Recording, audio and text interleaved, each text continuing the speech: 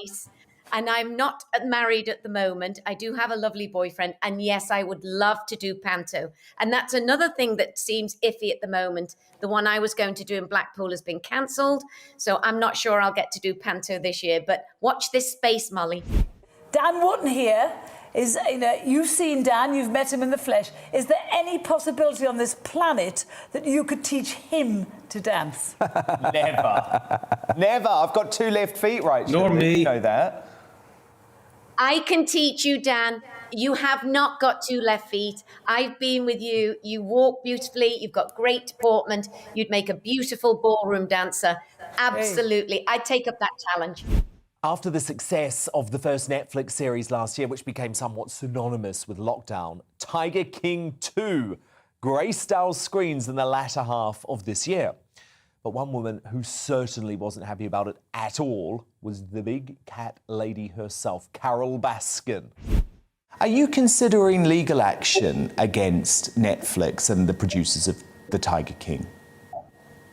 I still have 3 years before the statute of limitations runs out, and I haven't given up on that idea because they did so much damage to me personally, to the sanctuary, and to the entire sanctuary movement. They painted all sanctuaries as being no different than these horrid zoos that you saw in Tiger King, and there couldn't be anything more different than a zoo and a sanctuary.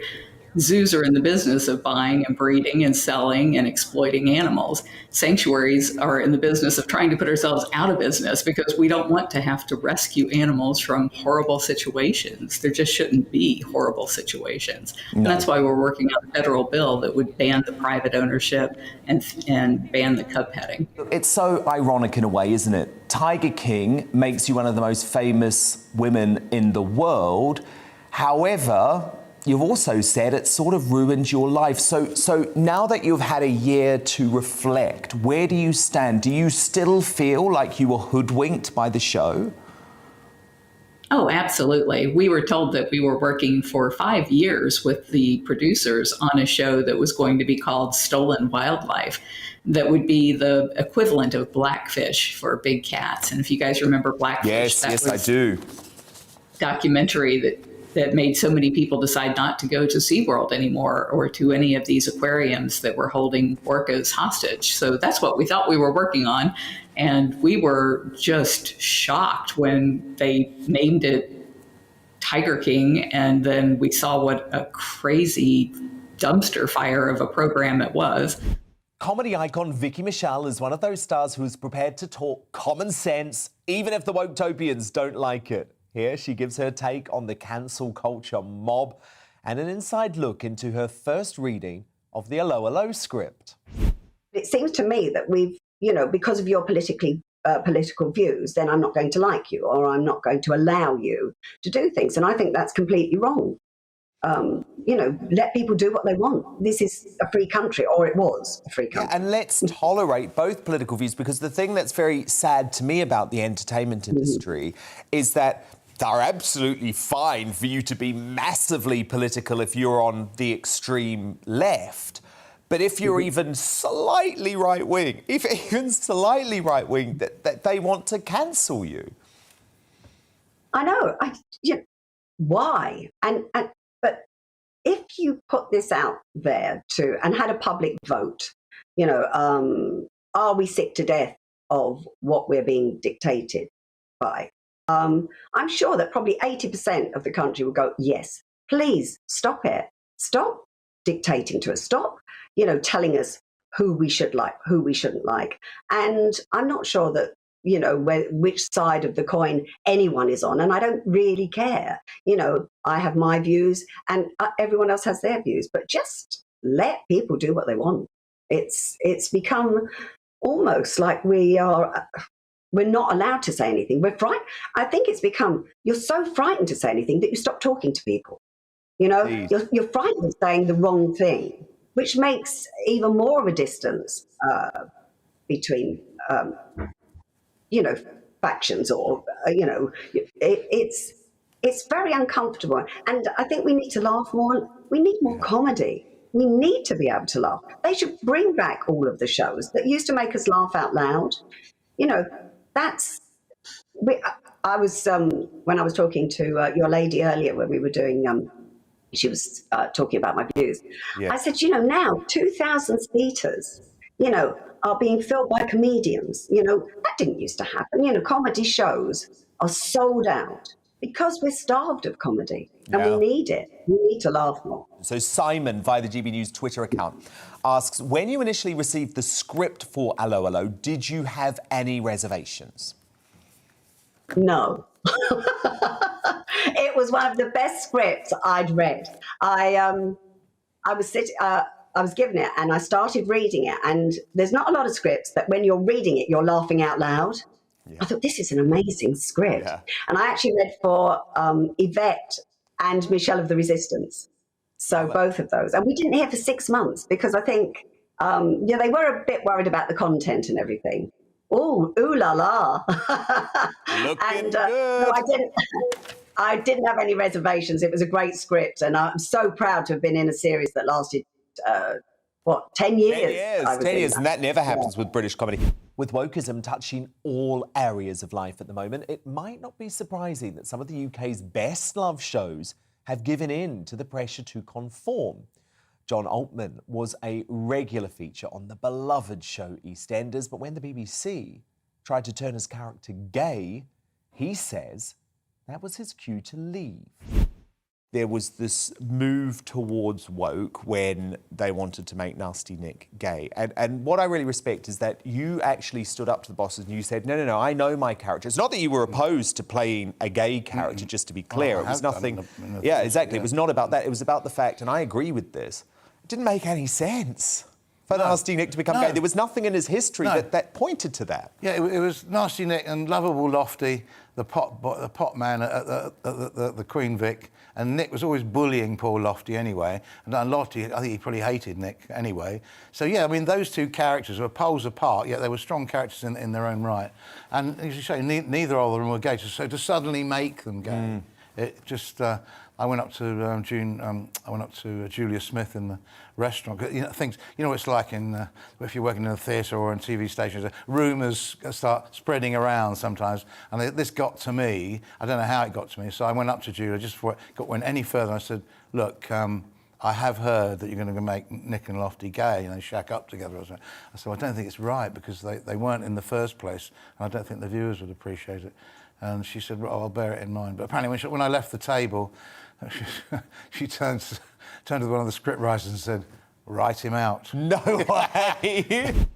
Now, you know, we've heard a lot of talk of an indie referendum too, and the scheming Nicola Sturgeon seems to be making this her #1 priority, despite polling showing that the majority of Scots don't see it as their main concern. In an interview with the radio legend Neil Fox, he explained the importance of the union to him and why he sees himself as British before anything else. Neil also opens up about how he coped with untrue accusations of sexual offences that went to trial. I think what's lovely about Great Britain is that we benefit from having all those different parts of it. We benefit from their cultures, their histories, and if we break everything down, I just think we will lose more than we gain, and they will lose more than they will gain. Yeah. That's my personal opinion. But I'm English, right? But actually, I'm British. Totally. So I think of myself, I don't think of myself as necessarily English. I like to think of myself as British. And amazingly, I like to think of myself as European. I am a European. I just didn't necessarily want to be part of the European Union, or it all got out of hand. So I think there are certain issues where people like to make everything black and white, but so often the real answer is it's a bit grey. It was so brutal what happened, and of course you were completely cleared, entirely cleared, vindicated in court. But I don't know exactly what went on, but what felt so wrong to me is that you never went back to your old job on the radio, and that feels like there's no justice in that. Because, OK, personally, by the way, I don't think anyone should be sacked from a job until they're found guilty of something. You were taken off air, so I guess you were effectively suspended. Presumably they were still paying you, but you weren't able to actually do what you love to do. Then you were cleared. Well, surely you should be straight back. You should be in the job. I don't understand what happened.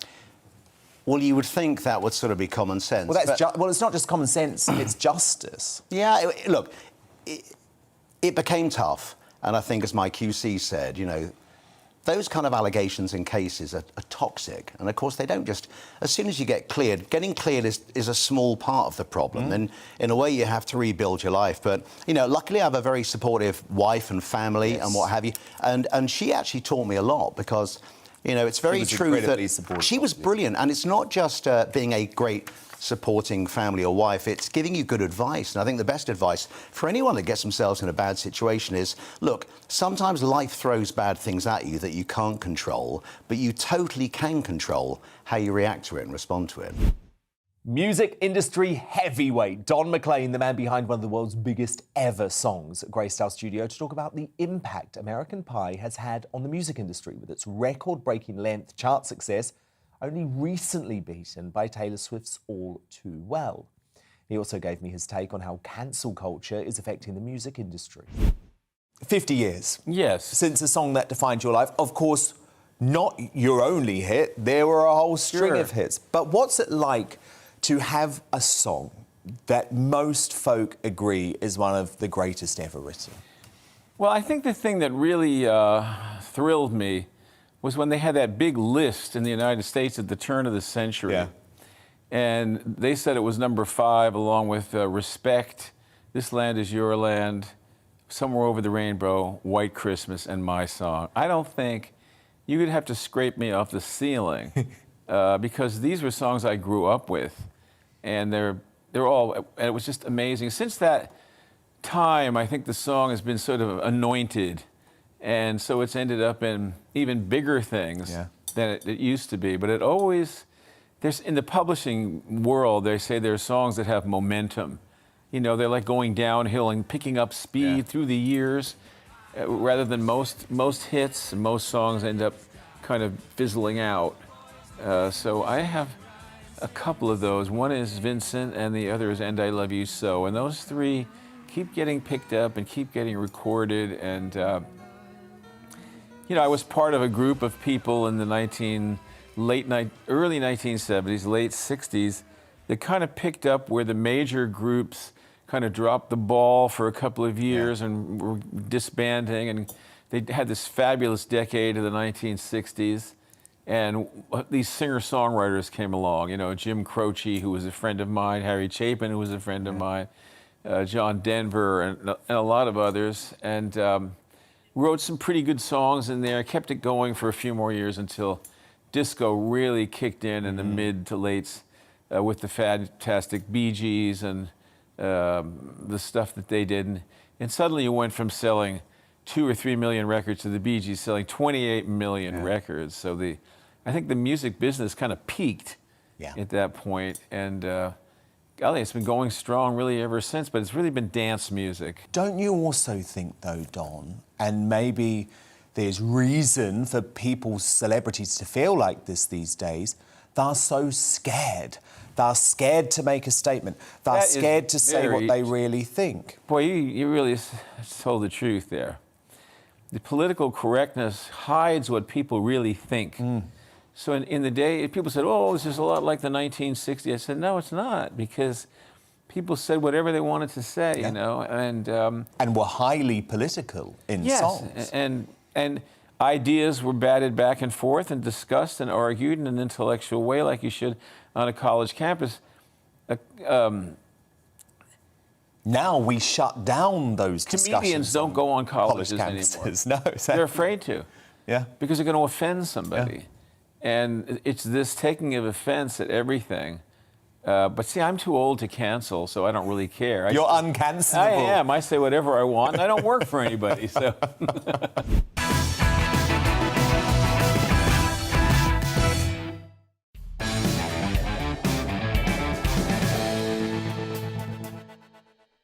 Someone like Ricky Gervais in this country, he says whatever he wants, and he doesn't care about because he can't be cancelled. I still think that even he toes the line a little bit. He thinks about it. I mean, I do think he considers it.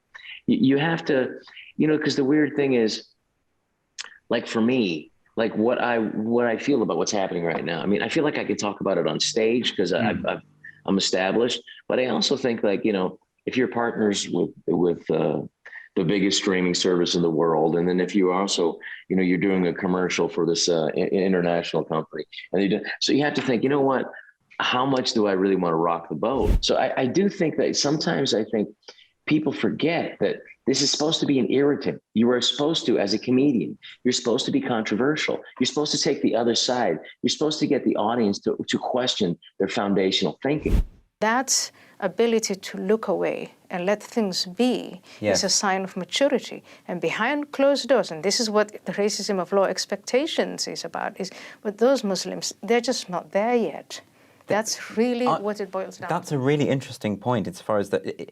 Is it this expectation that Muslims are likely to react violently if they're upset? That's a very patronising because the Christians used to do that in the past. They're over it now. Right. They're old enough, they're mature enough, they're adults. The assumption is if you're a Muslim, a drawing of the Prophet Muhammad, whether it's flattering or not, is going to offend you. Can you look away? Well, it's not necessarily true that all Muslims would be offended. Well, first of all, it's not true. Yeah. That's again why I think it's a form of racism, and it's a form of, in itself, if you want to pursue the notion of Islamophobia, yes. It is actually a form of phobia.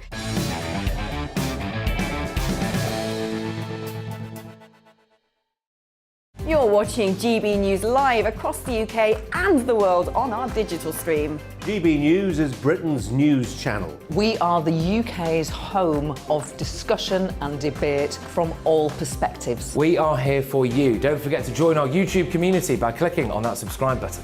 And if you want the GB News app, you can click and catch up on programmes anytime. We love to hear from you, so email us. gbviews@gbnews.uk. Thanks for being part of the GB News family. My name is Andrew Doyle. Join me every Sunday evening at 7 p.m. for Free Speech Nation. This is a show where we address current affairs and news stories of the week with the help of two wonderful comedian panellists. I brought in comics because I want to give it a lighter edge, and also they work for less. See you there.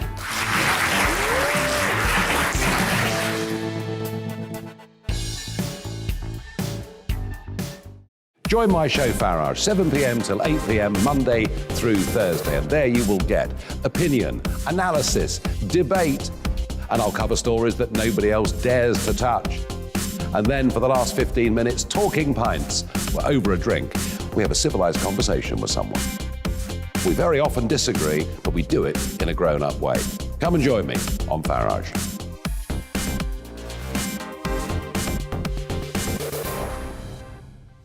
I'm Colin Brazier. I've reported from more than 70 countries around the world, covered wars from Afghanistan to Iraq, from Lebanon to the Balkans. I'm trying to bring that experience, that feel for events, to the studio. And something else, I'm ready to give an opinion. Today's stories with a spark. Brazier from 8 p.m. weekdays on GB News.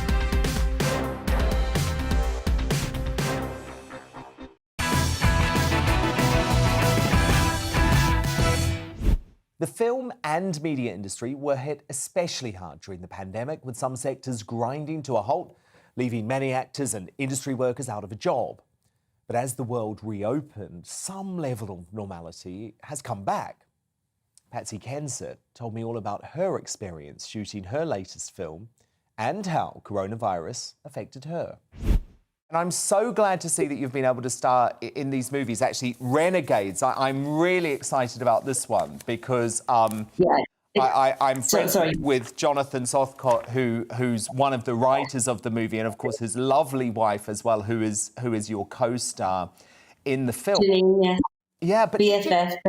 did you film this whole thing during the pandemic? Yeah, we did, and I did The Pebble and the Boy, and that was totally through COVID. And then I went on to do Renegades, and we were in the same situation. So they're very strict on. We had doing a flow test every day, and nobody got hurt, nobody caught the virus, so that was lucky. But yeah, and thinking back about it, that was quite confusing what we had to do. Well, yeah, because Let's be honest, I mean, your industry, Patsy, was just completely decimated. And the stories that I've heard, you know, of people both on screen and off screen being left high and dry with no work whatsoever has been truly shocking. It has been shocking. I think I was very blessed because I was able to work throughout it. Now, towards the year's ending, it's, you know, it would be nice to know what I want to do next and what I'm going on to. And so I think COVID may have caught up a little bit in how my life is. But obviously people are suffering, losing the things, losing jobs. It's very sad. Yeah, well, I read, for example, that you were due to film a big new TV drama with Martin Kemp, and that has now been put on hold because of COVID. Yeah, that's right. And I was meant to be shooting a movie with Gerard Depardieu, actually, at the moment, and that's been pushed till next year. So it's, you know, it's heartbreaking, but you just got to push on through and it will be fine. You do, but Patsy, I just sometimes feel like arts, entertainment, theatre, music, it's been the forgotten industry during this pandemic. And the problem is, with all of the people who work in this industry, you're not getting the money from the government because obviously you're freelancers. You don't, it's not a regular job. No, that's right. You, I think, look, landing any part, you're really lucky to get the role because there are 2,000 other people coming behind you that want it. So I'm in an industry that is based on rejection. So you kind of get toughened to this stuff. But having said that, I'm very excited about Renegades. Right said, Freds. I'm Too Sexy is one of those songs that, you know, it will just never be forgotten, right? The brothers sat down with me to chat about the impact that hit has had, and they also gave their take on Drake's revamped rendition of the 1991 tune. I presume at the very least this is going to make you a lot of money, a big moolah, because you are credited as writers on this track and Drake is the biggest artist in the world. Yeah. Yes, we think, first of all, we should say we like the version. I think it's great. It's a minor key version. It's a bit more, our version was more sort of seaside postcard kind of version. A bit like that, you know, a bit sort of Chas and Davey in a way. I really like Nothing wrong with Chas and Davey. I like Chas and Davey. What he's done is it's more sexual, basically. Yes, it's a lot more sexual. And darker. But I like his sense of humour with the weights and all that kind of stuff. I think that's funny. And I like it. We heard the demo, because we had to give approval, so we heard the demo in about May or June, so we knew what was coming. But I think it's a really good version. Yeah, I think it's good, yeah. OK, brilliant. No, I think it's very good as well. And of course, you were credited on that big Taylor Swift song as well, weren't you? Yes. So very good. The modern artists, they love you guys. Sarah Palin was a highly controversial US political figure as the running mate for Republican nominee John McCain, regularly becoming a punchline in the mainstream media. But 13 years on, her place in history is being re-evaluated. We discuss that as she joined me from Alaska. Would you have made a better VP than Kamala Harris? Oh yeah, no question. I agree. I agree. Look, I want to go back a little bit with you, Governor Palin, because there's a bit of a re-evaluation happening about the way that you were treated by the mainstream media when you were running. And I want to play you a fascinating interview with Meghan McCain. Meghan is, of course, the daughter of John McCain. You were the running mate of her father. She was very tough on you after the election, but she's changed her mind. Have a listen to what she said to Sean Hannity last week. I have a whole new lens of viewing how Sarah Palin was treated and how the people working for my father's campaign really, you know, in my opinion, treated her really horribly, set her up for failure. I think when you're seeing Katie Couric talking about how Ruth Bader Ginsburg is someone she helped look good, I thought, well, obviously, with her book, and I thought that obviously she probably put Sarah Palin in a position to look bad. And by the way, Nicole Wallace was the person who facilitated that interview, who now has a show on MSNBC. And I just, as I've gotten older, look, I fell in love with a really deeply conservative man who runs the Federalist. I have gotten older. It's like the old adage, if you're not liberal when you're young, you don't have a heart. If you're not conservative when you're old, you don't have a brain. And I just really hope that the culture has some redemption for Sarah Palin in the same way that we have for so many other women right now. Your reaction to that, Governor Palin, it was quite a statement. Well, I have to admit that I really appreciate that. I appreciate her recognition of, yeah, there was unfairness, but it wasn't about me. I think it is the attacks on me were about what I represent, because I represent a typical hardworking, independent, patriotic American woman who does not want government on my back. I want it on my side. I do not want faceless, nameless bureaucrats in Washington, D.C. and politicians who think they know better to tell me how to run my businesses, how to raise my children, how to educate my children. No, of course. So, of course, but I represent, he did attack. But you weren't even invited to John McCain's funeral. I mean, it was extraordinary how they treated you. Well, that was hurtful, and it was shocking. But one of the last conversations I had with Senator McCain, and we kept in touch, he again apologized for those who ran the campaign, Nicole Wallace, Steve Schmidt.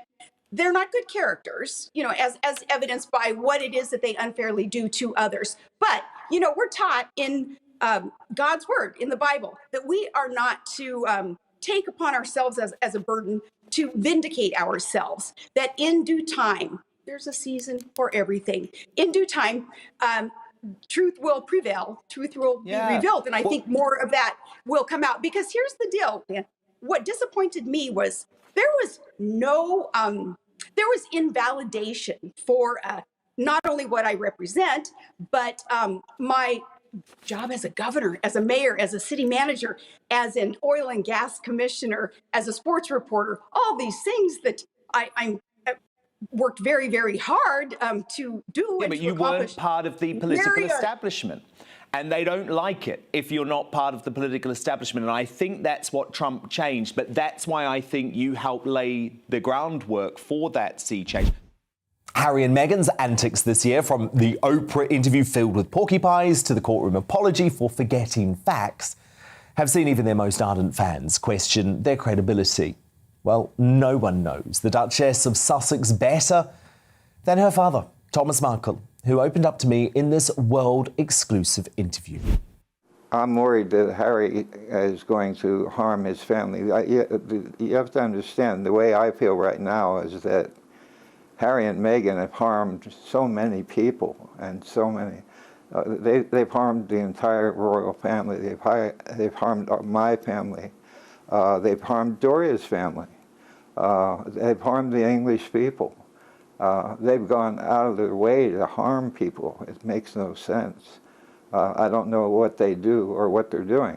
They seem to keep to themselves where they're living now, and they must have the worst PR team in the world. That's for sure. Well, I think they do it themselves, don't they? They don't listen to advice, Thomas. Well, well, the other thing is, like Oprah Winfrey. They made Oprah Winfrey look like a fool. They lied to her about 13 times. Yeah, but she didn't press them. She didn't press them, and it's a journalist's job to seek the truth. And she didn't try and seek the truth. She accepted the propaganda. I agree. I totally agree with that. I think she sat there quietly and nodded her head approvingly. It was crazy. I've also got to know Meghan's sister Samantha Markle over the years, who opened up about her troubled relationship with her royal sibling. Do you still love your sister Meghan?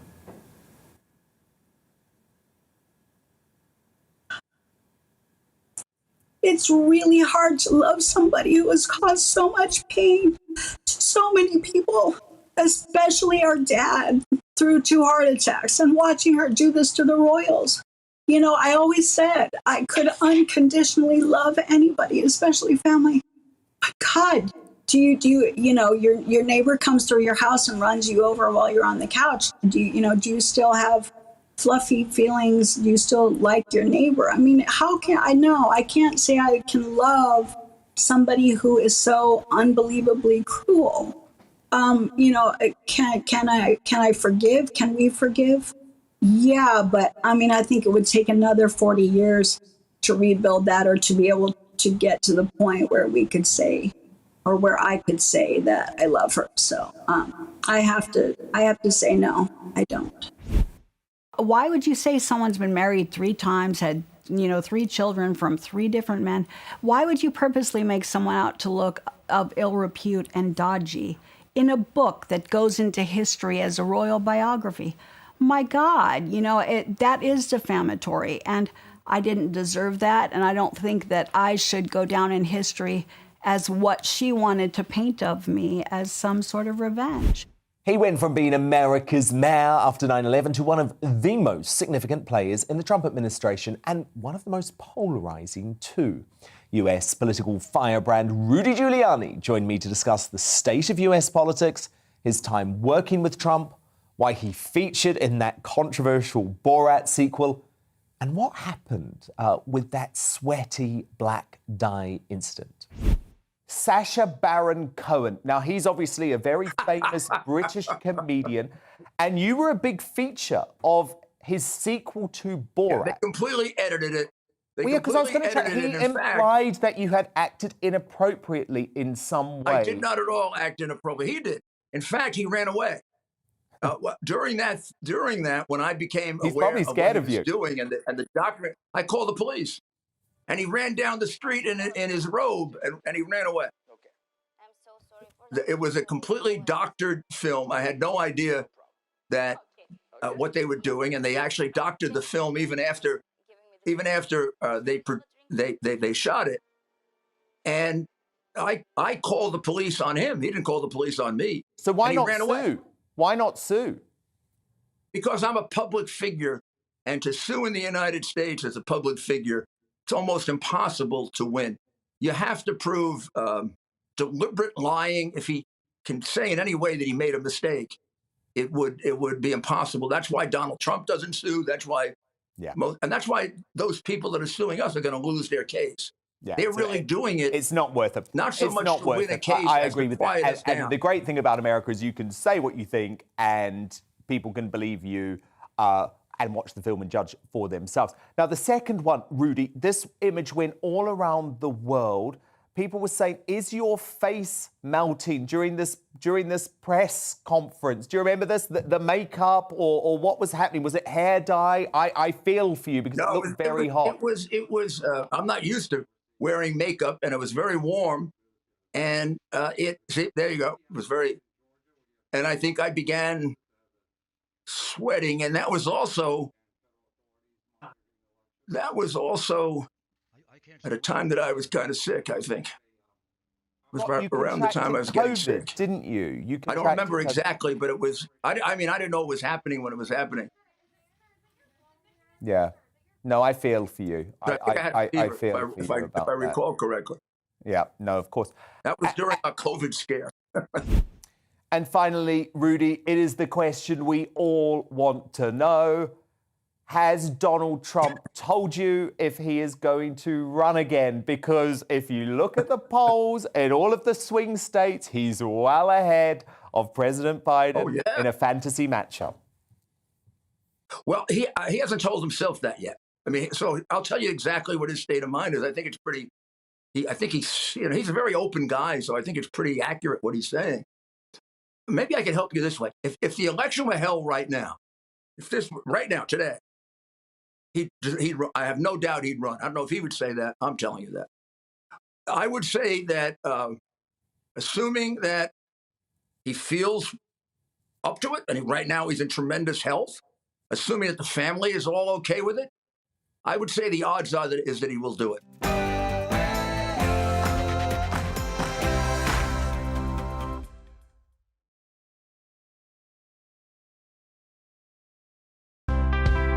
It's time to remind ourselves there's always another winter.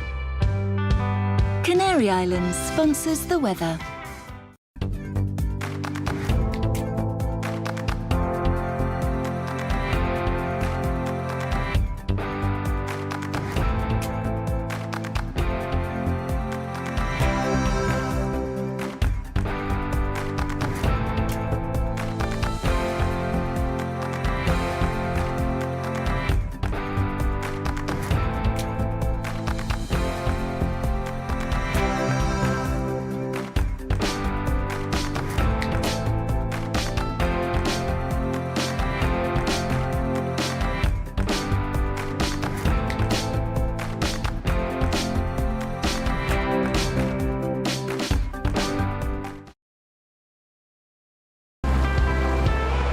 Canary Islands sponsors the weather.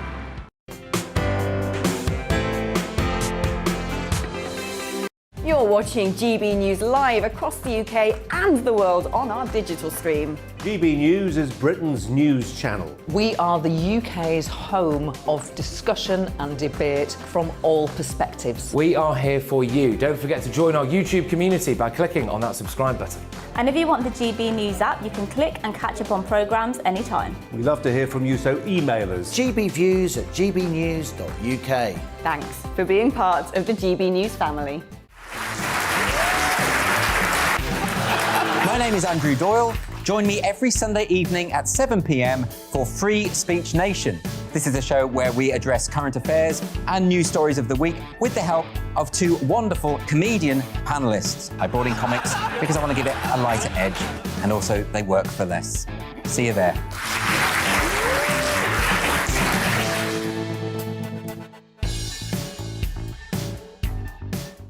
Join my show Farage, 7 p.m. till 8 p.m. Monday through Thursday, and there you will get opinion, analysis, debate, and I'll cover stories that nobody else dares to touch. And then for the last 15 minutes, talking pints. We're over a drink. We have a civilized conversation with someone. We very often disagree, but we do it in a grown-up way. Come and join me on Farage.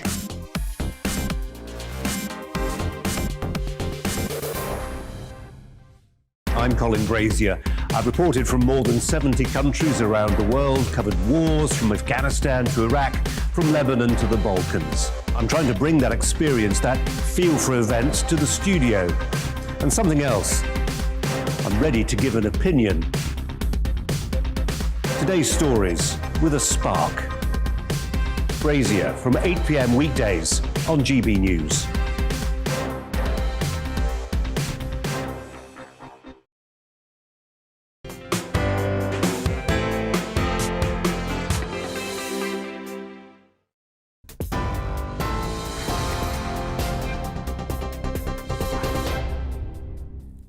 Hello, I'm Karen Roberts. These are your latest headlines.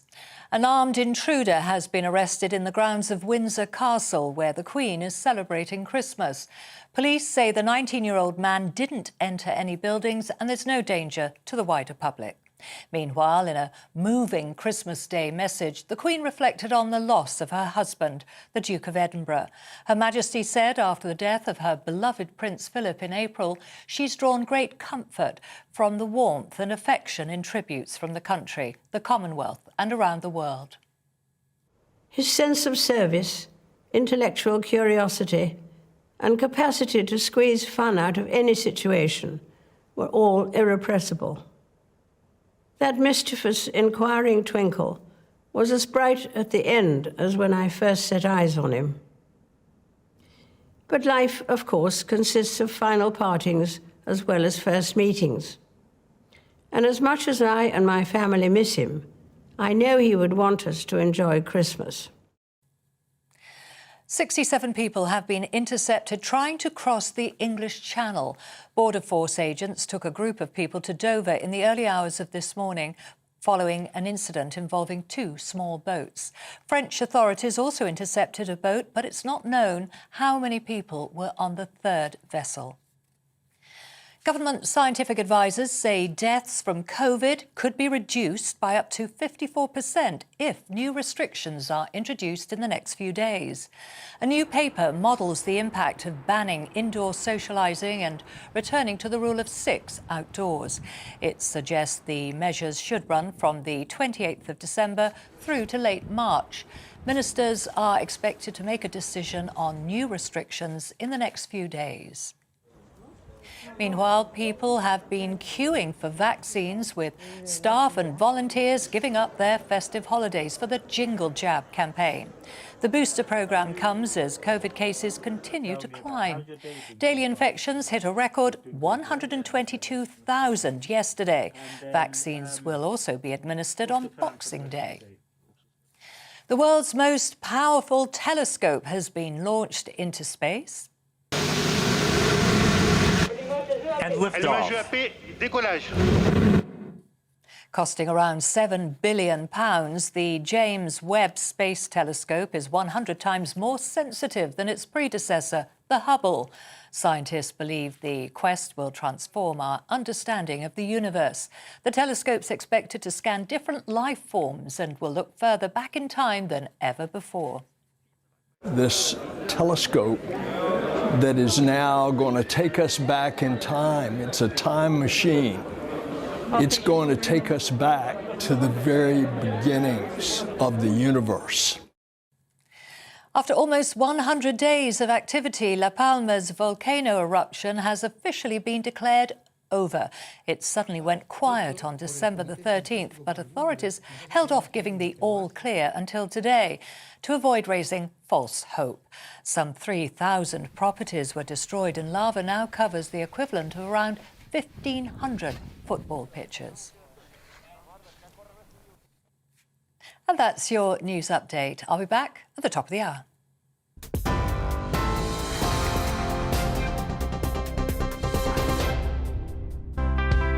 It's time to remind ourselves there's always another winter.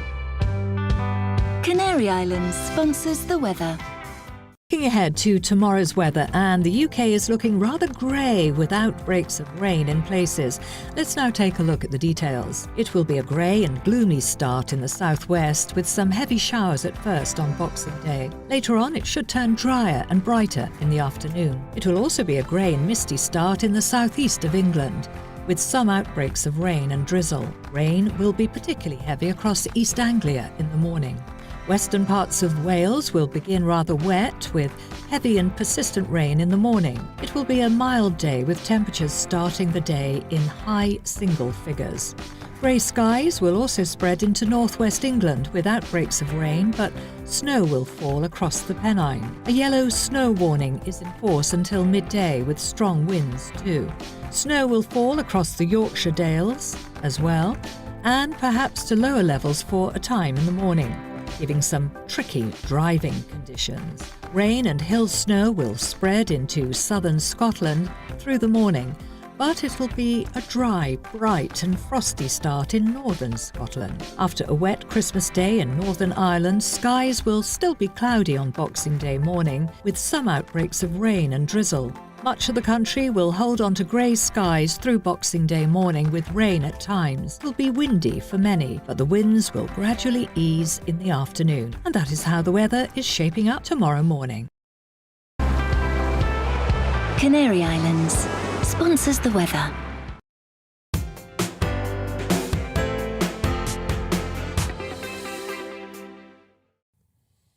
Hello and welcome to A Royal Year with me, Alastair Stewart.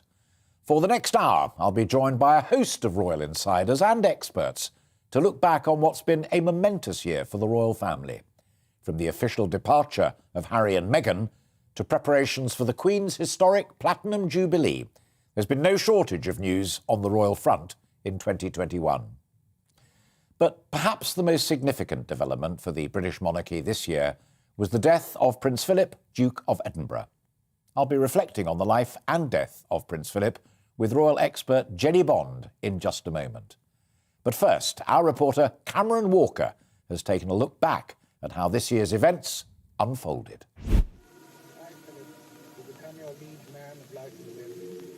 On the 9th of April, the Duke of Edinburgh died peacefully in his sleep at Windsor Castle.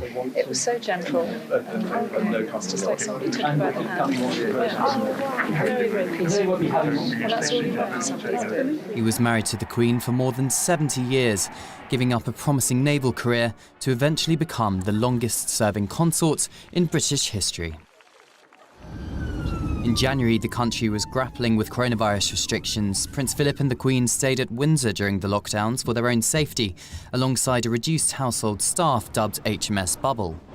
Feeling unwell, the Duke was driven to London's King Edward VII Hospital a month later, but he was moved by ambulance for specialist treatment on a pre-existing heart condition in early March. As he recovered in hospital, his eldest son, Prince Charles, made a 200-mile round trip from his Gloucestershire home to visit him. At the time, visitors were only allowed in exceptional circumstances because of the pandemic. Prince Philip was discharged after 28 days in hospital and reunited with the Queen. He was said to be in good spirits and thanks the public for their good wishes.